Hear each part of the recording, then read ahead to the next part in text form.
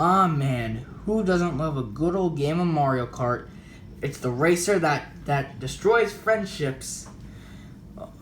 All jokes aside though, Mario Kart, every single one is fantastic. And they all offer countless hours of fun by yourself or with friends around you.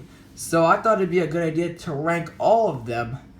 And keep in mind, this is just my opinion, and if any of you disagree, it's right for you to dislike the video. No, I'm joking. Don't do that. Just put your ranking down below. And our opinions are most likely not going to be the same because there's like 9 different games. So yeah, let's get to it. Bottom of the barrel for me is Mario Kart 8. Hold up. Don't put your pitchforks at me just yet. I have a couple reasons. This Mario Kart is great, alright? So you might be wondering, why is it below the rest of them? Well, this game is better than most other Mario Karts, don't get me wrong.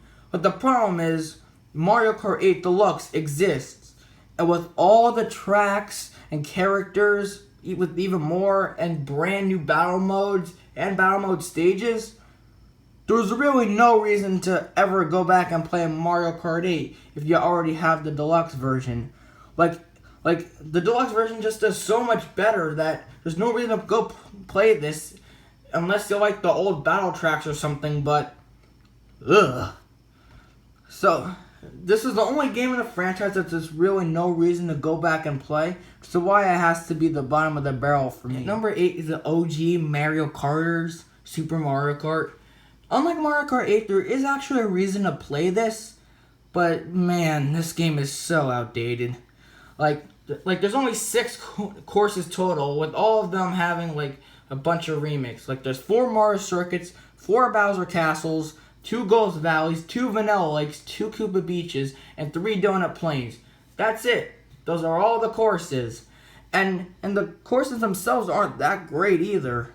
Like there's, oh yeah, I forgot Choco Island, I think that's the name of it. But they're all static, like they're all flat. Like there's nothing that makes them stand out. The drifting is god awful in this game. Every time I drift, I always end up coming too sharp, or I end up going into the grass because it doesn't turn sharp enough. If you know what I mean by that. The character roster is also a little funky too, because like why is there Donkey Kong Jr. instead of Donkey Kong? I mean, what kind of sense does that make? Hey, there is a reason to play this, but I wouldn't recommend this game like over any other Mario Kart. It's just the worst out of them. Like I said, there is a reason to play this, which is why I put it above, but gameplay wise, this one is just the worst. Ironic. Now, number 7 is Mario Kart 7. Now, I am actually surprised that I put it this low on the list, but I know a couple reasons why I put it low. Like, the worst part about this game by far is the character roster. Holy crap, what the hell is this? Like where is Waluigi? We get Metal Mario, a Red Lakitu that never existed, Wiggler, Honeybee for some reason. The other characters are fine, they're staples, but what the hell? Like, who asked for Metal Mario, who has not been seen at all since Mario 64? And then there's Wiggler. I'm not gonna lie, I kind of like Wiggler. It's so weird. But what the heck, Honeybee? Why would they add Honeybee? And also, they're missing a lot of great characters. Where's Bowser Jr.? Where's, like, Diddy Kong? Where the heck is Waluigi, man? You can't have a Mario game without Waluigi. But the gameplay, they did bring back some pretty good tracks. Like Coconut Mall, Maple Treeway, Mushroom Gorge. They brought back a bunch of stuff. Like a bunch of good courses. And the gliders are pretty cool. But something about the racing in this game feels off. I can't really say what makes it feel off. It just is. So unfortunately, I gotta put Mario Kart 7, at number 7. Number 6 is Mario Kart Super Circuit. And I'm ready for you to get your pitchforks up, come right to my house, and go stab, stab, stab. I'm ready for it, because I put this over Mario Kart 7. But I have a couple reasons. One, the character roster is not crap this time. It has all of the icons that you love from the Mario series. Also, it brought back every single track from the Super Mario Kart, the OG. Like I said, I wasn't too big of a fan of that game, but seeing them all come back is really cool. It also has a bunch of brand new, spanking new courses that are honestly really cool. There's Ribbon Road, Cheeseland, Sunset Wild, the Lakeside River, I think that's what it's called, with the fireballs. You can see a Wario's head. And I personally think this is a really good game. The items are great. And it's just a worthwhile Mario Kart. If you have time, I would definitely recommend looking into this game, even if it may not be the top of the tip for me. At number 5 is Mario Kart 64. And I'm not putting it near the top because I do not have the nostalgia factor that most people do. Because I wasn't even born by the time the N64 was dead, actually. So yeah, but I still think this is a really good game. Again, you got all the main characters. You get some great items, good character roster, great stages, and holy crap, this has a great battle mode. Like it's so intense. You turn into a bomb cart when you die. I really like the courses here too. There's some actually fan favorites for me personally in this game. Like there's N64 Bowser Castle. There's the Jungle Park, the Donkey Kong one. There's Yoshi Valley. There's just a lot of good stuff here. Like the courses are great, just like Mario Kart Super Circuit. There are a few problems, but none of those problems are anything that bumps the game down for me really that much. Which is why it has to come in at Mario Kart 64. It's a great game, but it's not one of my favorites. Mario Kart DS. And come on, you already know why I have this so high. The damn mission mode. Why the hell hasn't mission mode came back already? I mean, mission mode just makes Mario Kart feel so much more full and alive. You get to fight, race bosses, you get to go through rings, you gotta collect some coins. It's not easy either. It's actually really fun and frantic. And the character roster, while a bit weird with the inclusion of Rob, still got all the staples and characters you'll love, including Waluigi. So you already know I'm gonna give the game a 10 out of 10. This also has a great lineup of courses with Cheep Cheep Beach, Luigi's Mansion, and a bunch of other ones. And again, this even looks pretty good for a 3DS, not the DS game. And the battle mode's pretty good too. It actually makes you strategize about what you're gonna do. Like you start off with one balloon. Then you get 5 balloons in stock. Then you gotta blow up the balloons by either holding the minus button or blowing them. So it gives you a strategy whether you wanna blow up balloons or use a mushroom and steal them from others, which actually adds a lot of strategy and it makes it a lot of fun. So for those reasons, I gotta put Mario Kart DS at number 3 is Mario Kart 8 Deluxe. And holy heck, how do I start talking about this one? This has the biggest character roster in the entire Mario Kart series. And it's pretty weird. Like, oh my, I can't say this one character. Like there's frickin' baby Rosalina. Where she even come from? Nowhere is the right answer to that, by the way. Metal Mario returned for whatever reason. Then you got let's see. You got Bowser Jr. Alright, that's good. You got all the Koopalings. I don't know why you need all of them. I guess you can't have one without the rest of them. But if that's the case, they shouldn't be in there at all.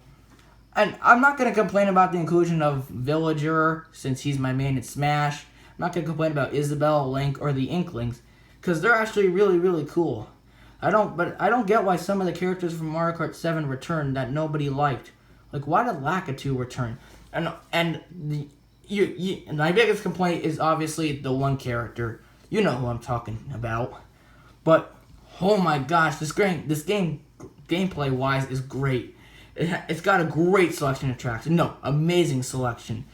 All the retro courses are now in HD. There's new items there's the jukebox. I know that was in Mario Kart 8, but still. You got the feather returning. You got Boo, double item boxes from Mario Kart Double Dash, which we will get to in a bit. And oh my gosh, this game just looks so freaking good, man. It's so good, you know. I just love this game. It's perfect. Whether playing solo, my only one complaint is no mission mode. But aside from that, Mario Kart 8 Deluxe is a fantastic game. So it has to come in at number 2. Double up with this entry, because number 2 is Mario Kart Double Dash. my second favorite Mario Kart, and you probably might guess what number 1 is by now, because every time you do a ranking video, whenever number 2 pops up, you already know what number 1 is, but that's beside the point. Oh my god, this is an amazing game. It is nearly phenomenal for me. The character roster is freaking excellent. It is excellent. Petey Piranha and King Boo are weird, but in a fantastic way. I love Super Mario Sunshine, so seeing Petey Piranha in there just makes me so happy. The music is great. I forgot to mention that for the other Mario Karts, but they all got some really good music. But this one really stands out. But it's my second favorite selection of songs throughout the whole series. And you'll find out which one's my favorite in a bit, but I need to stop saying stuff like that. Oh my gosh, the courses are great. You got Rainbow Road, you got Amazing Bowser's Castle, you got Dino Jungle, you got Mushroom City. Oh my gosh, this game is so much. But having 2 racers in one cart, being able to switch, depending on who can throw items. Oh my god, it's so good. Double item boxes, character-specific items. The first time you can change your cart. This game just has it all. This is how you do a perfect Mario Kart. Well, number 1 for me is Mario Kart Wii. And this is a phenomenal game. I do not see any problems with this game at all. The motion controls are the slightest bit clunky, but attach a motion plus, Wii Motion Plus, and you got yourself a banging game right here. And Pringly Pringles, the music is amazing in this one. There's Toad's Factory, Rainbow Road, Maple Treeway, Koopa Cave, Mushroom Gorge, Coconut Mall, and so much more, man. This is the best music selection of the entire series, the best track selection with Toad's Factory, Rainbow Road, Bowser's Castle. Got an amazing selection of retro courses, Mushroom Gorge, Coconut Mall, there's Mario Gold Mine. And the character roster, it's simply put, it's the best the series has ever had, like, seriously. You got 4 baby characters, just enough so I don't get, like, super angry of a 5th one. You know, you got Toad, Toadette, Koopa, Koopa Troopa, you got your Dry Bones, and Funky Kong, which, come on, it's the best character Nintendo has ever added into Mario Kart. Like, let's be real. Everyone wants this guy back in Mario Kart 9. Which they better put him back or I'm going to start a big riot.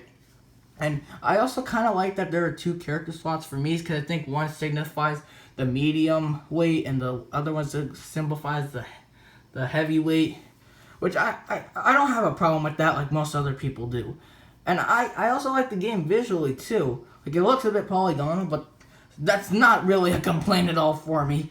All I'm in about is that gameplay, and holy heck, I get that a lot. I get a lot of gameplay out of this. The battle mode is great too. I know some people lack it because as soon as you run out of balloons, you spawn in with more. But that's not a problem for me at all. I like all the battle stadiums too. I like Chain Chomp Wheel. I like the Funky Stadium. I even like the old selection of battle courses they brought back. This game just does almost like everything right. Everything you could possibly imagine in Mario Kart, it's here. Which why, for me, comes in at numero uno.